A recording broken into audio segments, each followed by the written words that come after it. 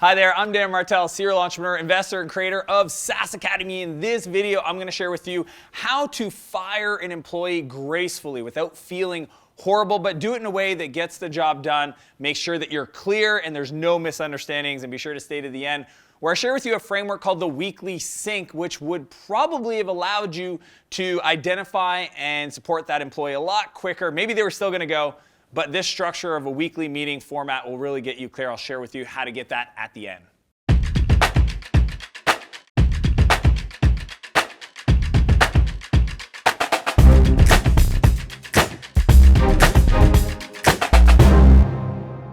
So I have a belief that it's hire slow, fire fast. Now that doesn't mean that I sit there and I drag my feet as I'm building a people plan and trying to hire talent. I do have a talent pipeline structure that I'm going to teach in a future video, but the whole idea is that there's a lot of hoops that people need to go through to make sure that they're the right fit for your team. But after all of that, after personality assessments, video submissions, test projects, all that stuff, you can still get somebody that's just an underperformer. They might have started as a rock star and then slowly degraded over time for whatever reasons. And those are the situations where you got to act and you got to let them move on. You know, I had an employee, she worked in my community management department, and she was incredible. She had all the drive. She got it. She wanted it. She had the capabilities. She was amazing, great culture, and just continuously made mistakes.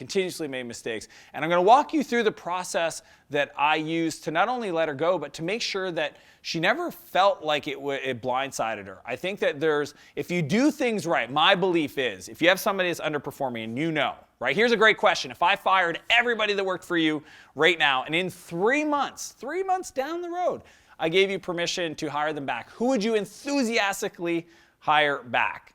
That's the question that's going to get clear on who makes that list. So if you do it right, though, they're not going to feel blindsided. It's not going to have an impact to your business, and it's going to make you feel good about the outcome, because here's what I believe. They will never be a star in your business today, but they could be an incredible resource at another company, at the right company. But you holding them back from even discovering that isn't fair to you or your team. So here are the 5 things, the 5 steps in letting somebody go gracefully.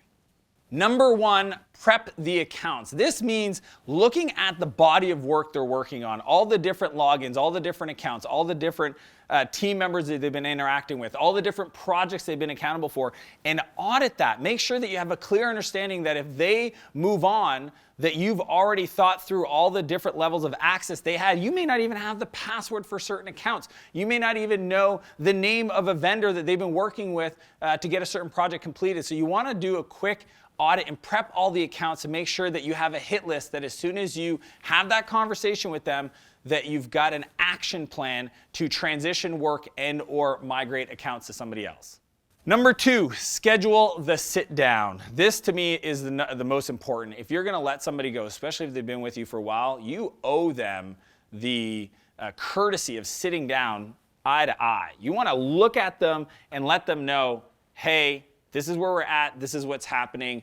Don't do it over email. Definitely, I mean, video if you have to, but at the end of the day, I just think if somebody has been giving you their work and you've been working with them on a team, it is your responsibility to sit down with them and have that conversation person to person. It doesn't have to be long. It should actually be short, but do that and schedule it.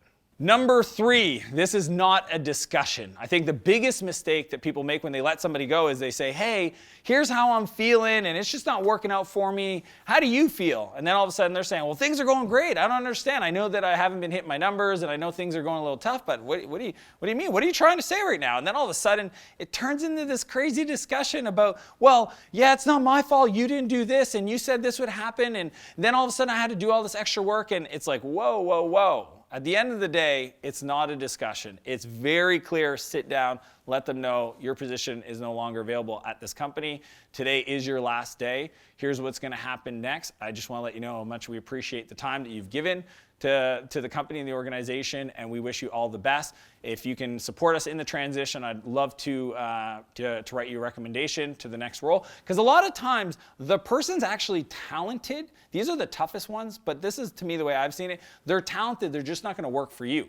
I mean, if you run a high-performing SaaS environment, a team, a high-performing team, There's a lot of people that would be rock stars at other companies because they're just not as demanding and they don't have as high of a need, and the quality of work is just not where you need it, and you could refer them to somebody else and be totally authentic about that. So I always like to just let them know, like, hey, this is not a discussion. Today's your last day. If you help us with the transition, here's what we can do to support you in that. And if they want to play ball, good. If not, that's okay. You execute the transition plan. Number 4, remove access. This is probably the biggest pain that shows up after you've let somebody go, is when you didn't have a plan to remove access to certain logins, to accounts, to information. I've seen situations with clients that I coach where, a key staff, VP of sales takes off and takes their whole account database with them, their customer list. I mean, these are just challenges that you don't need if you're just prepped and you do it. So if you do all the prepping the account at the beginning, and then you have the list of projects that need to be transitioned or accessed, etc., and you make sure that all the logins are reset, the emails are redirected to the right people so nothing gets dropped, then it's actually really straightforward. It might take a couple hours of work, but then it's done. And ideally, you do it during the meeting. Have somebody on your team, your administrative, your admin team, execute the setting of the passwords and the authentication and the redirecting of who owns what assets and documents while you're having that discussion. Let them go, so that way when they're done, everything's done. If they need access from you to something that was personal, they can ask for it, you can get it for them on their behalf, and that's the way I deal with that. Number 5, communicate the reason. I think this is probably the thing that's going to hurt businesses the most, because you're so into it. As the founder, as the leader, you're so into the person and where they've fallen short and your frustrations that you don't realize that from everybody else's perspective, they look like they were doing a good job. Yeah, they weren't, as active in meetings and, always showing up for the team outings and all that stuff, but man, firing them, that might seem a little bit much for a lot of people. They might actually just totally disagree with your decision. And if you don't communicate to the team, if you don't take the time to set up a quick 15-minute call with your team, send out an email, let them know the reasons, and for me, map them back to the values. To me, we hire and fire against values, and as we're communicating why that person's no longer in the team, we have to map it back to these are the things that we expect of everybody on our team, including myself, and when they're not being followed or they're not being done at the level that we require, then unfortunately that role is no longer available for that person in our company. They're going to go on and do amazing stuff, and we're going to find somebody incredible to backfill and take that position over. So just make sure that you communicate with the rest of the team and you don't leave it this open-ended, what happened to that person, because how you treat that person, I call them alumni, how you treat somebody that's no longer with your company is going to have a huge impact on how people show up on a day-to-day basis, because they don't want to feel like as soon as they're no longer part of the organization, you're going to talk crap about them, you're going to blame them for everything. That's not what I'm talking about. I'm just talking about just being upfront, letting people know where the performance fell short, and it's totally cool. They're going to be awesome, and you're going to support them in that transition. So 5 steps to fire an employee gracefully. Number 1, prep the accounts so you know what projects they were working on and who needs to be transitioned access. Number 2, schedule the sit down. Do it face to face. Number 3, not a discussion. It's not sitting there as a performance review. That is the decision. It's been made. They're moving on.